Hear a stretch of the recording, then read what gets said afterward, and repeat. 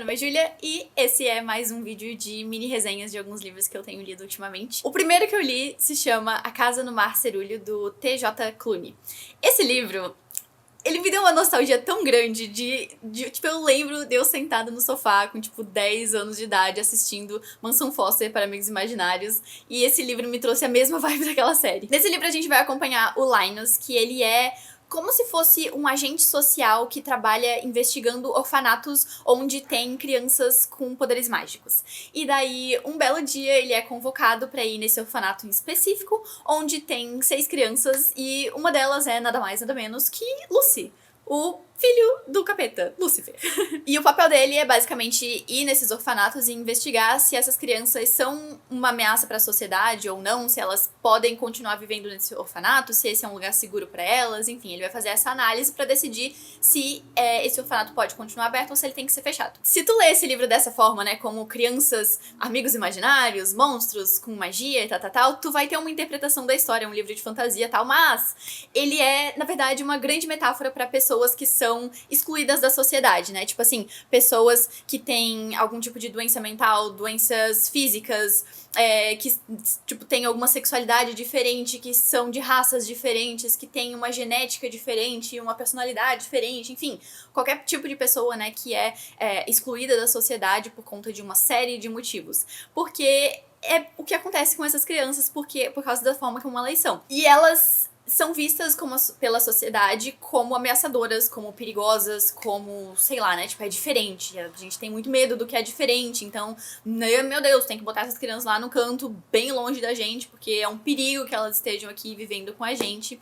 E esse é o papel do Linus, né, ele é um agente que vai lá investigar se elas realmente são perigosas. E, na verdade, ao longo do livro, tu vai ver que não tem nada de perigoso nessas crianças, elas, na verdade, tipo, elas só são diferentes e elas têm algumas necessidades diferentes de outras crianças, assim como pessoas que são excluídas na sociedade por serem diferentes ou por ter alguma, sabe, uma característicazinha minúscula que as pessoas olham pra aquilo e falam, ah, assustador, errado, perigoso. E por mais que esse livro traga esses temas, né, de exclusão social, de preconceito, tal, ele tem um ar muito leve, ele é até bem humorado em algumas partes, inclusive ele me lembrou muito dos filmes do estúdio Ghibli, né, que tipo, são fofinhos, são gostosinhos de assistir, bonitinhos, mas se tu para 5 minutos pra pensar no que tu tá assistindo, é um tema pesadão, sabe? Tu começa a olhar pra aquilo e tu fica tipo, eita, o que eu tô assistindo? Isso aqui é uma história pra criança mesmo? E eu amei essas metáforas, essas referências que o livro vai fazendo ao longo da história, né? De como as crianças vão agindo e como, conforme tu conhece mais as pessoas,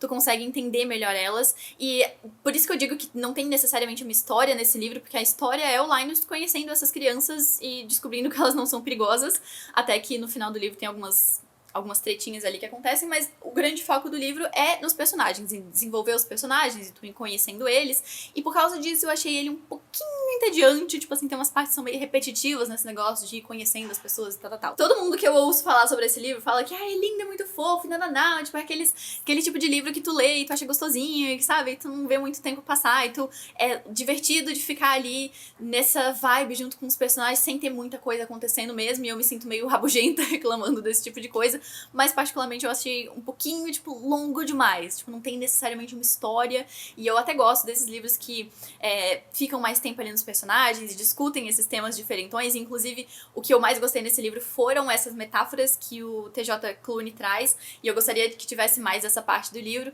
porque o resto eu achei meio tipo, tava só, tipo assim, vamos seguir, vamos pra uma parte que eu acho mais interessante. Essa semana eu li um livro que ele só não foi escrito pra mim, então não deu muito certo. Ano passado, eu li um livro que eu gostei muito, que se chama Circe, da Madeline Miller, e daí esse ano eu decidi ler o outro livro que essa autora escreveu, que é Canção de Aquiles. Mas esse livro aqui, ele... Sabe quando o livro simplesmente ele não foi escrito pra ti? Eu tive tanta picuinha, tanto detalhezinho que me incomodou nesse livro que eu simplesmente não consegui gostar da história. Esse livro, ele vai contar a história da Guerra de Troia e vão ter vários personagens e várias referências à mitologia grega, né?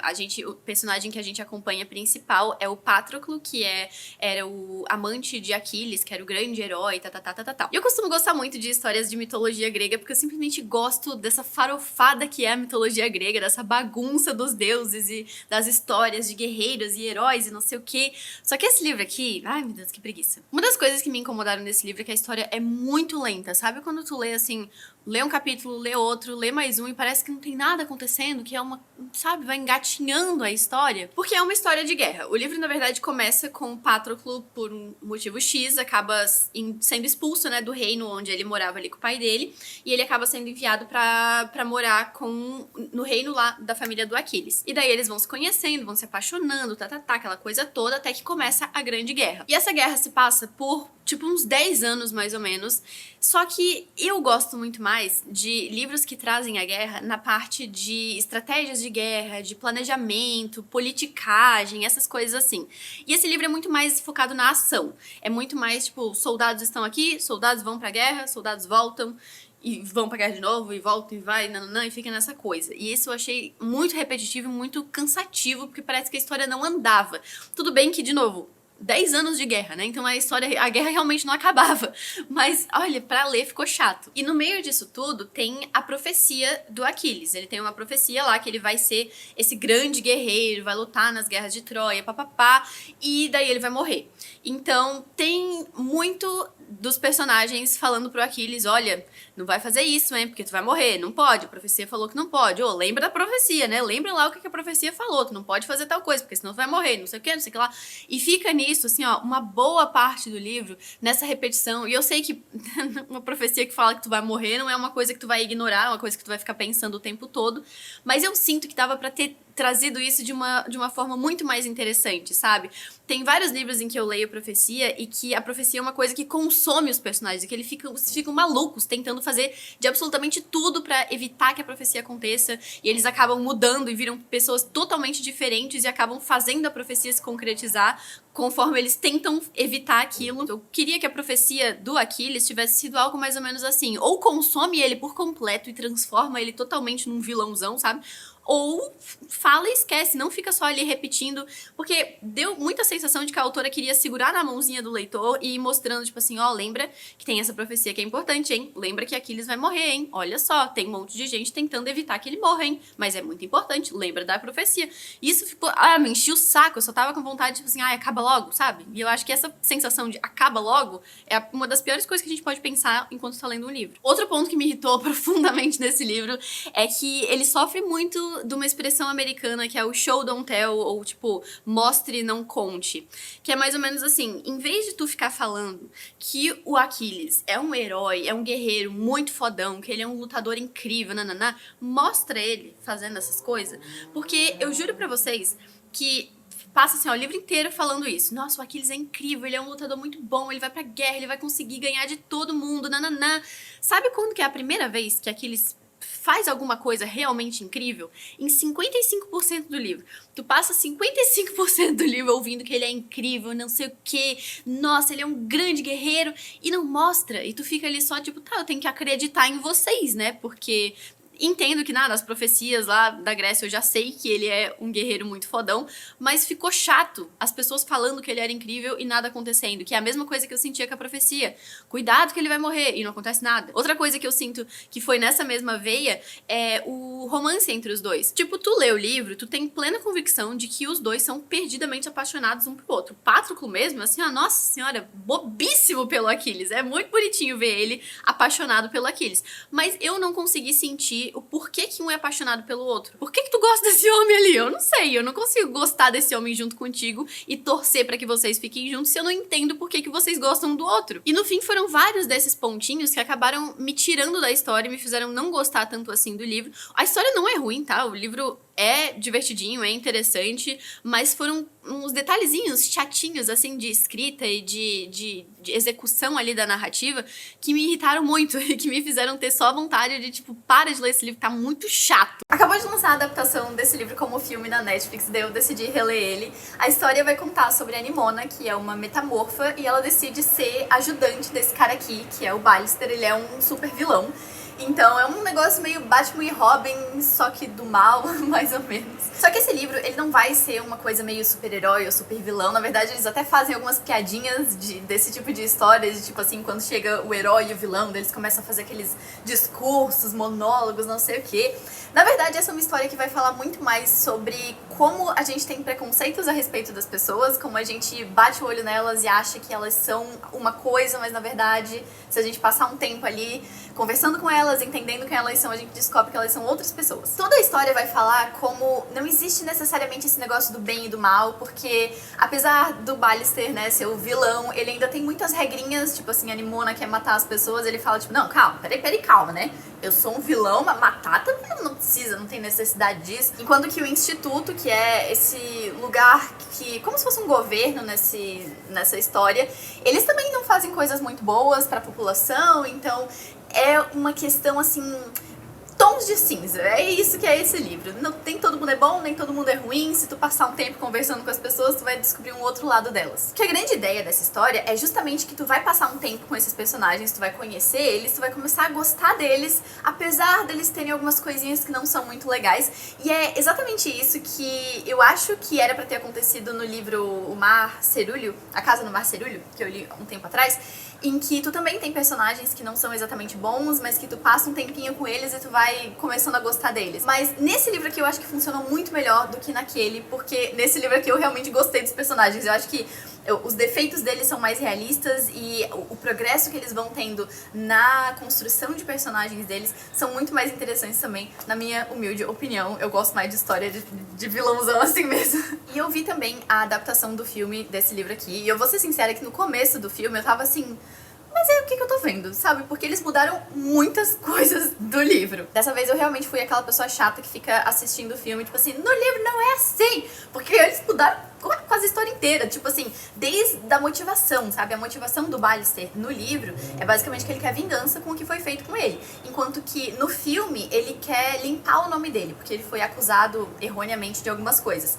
Então são coisas assim que, sei lá, eu fiquei meio confusa de por que eles fizeram essas adaptações. Fora que eu acho que os personagens no livro são mais tridimensionais, que eu amei eles no livro. Eu acho que a história é um pouco mais complexa aqui no livro. O final também, a resolução de tudo é mais satisfatório do que no filme. Então, particularmente, eu preferi o livro. Amanhã e ainda outra amanhã, da Gabrielle Zevin, é um livro que vai contar a história de dois melhores amigos, o Sam e a Sage, que desde pequenos eles são apaixonados por videogames e conforme eles vão crescendo eles se tornam criadores de jogos.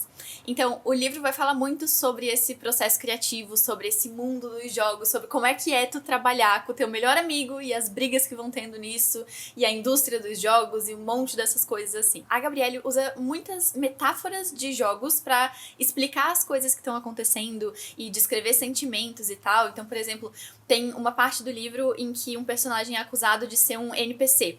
E NPC no mundo dos jogos, pra quem não conhece, são aqueles personagens que tu não pode jogar com eles. Então, por exemplo, tu tá num jogo, tu entra numa lojinha pra comprar alguma coisa e o vendedor da lojinha é um NPC que tu pode até conversar com ele, mas ele não faz nada muito além disso. Até o próprio título do livro faz alusão a essa dinâmica de jogos em que tu pode morrer e voltar nos jogos e tem sempre um outro amanhã e tu tem sempre outra chance pra tentar vencer aquela fase e fazer uma coisinha um pouquinho diferente que vai te dar um resultado diferente lá na frente pra conseguir, né, vencer esse jogo. São várias referenciazinhas assim, comparações nesse sentido que tem ao longo do livro que são muito gostosinhas de ler porque são analogias e metáforas que enriquecem muito as explicações que a Gabrielle quer trazer, mas eu sinto que são, tipo, só vão ser entendidas de verdade, apreciadas de verdade por quem é do mundo dos jogos, porque quem é de fora eu sinto que não vai notar essas sutilezas. Existe muita representatividade nesse livro de pessoas asiáticas, PCD,